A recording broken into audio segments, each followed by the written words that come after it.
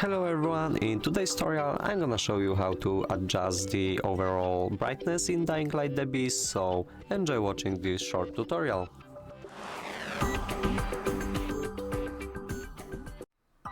As the first step, you have to open the settings. To do it, press the O button on your keyboard or move over here to options. Now get into the video tab, and in here you can see the gamma option. You can manipulate this slider to change the overall screen brightness. Of course, the higher value, the brighter the screen will be, so make sure that you will set up this option to your own preferences. And that would be all for this video. Hope you liked it. Leave a comment and also subscribe to our YouTube channels. Goodbye.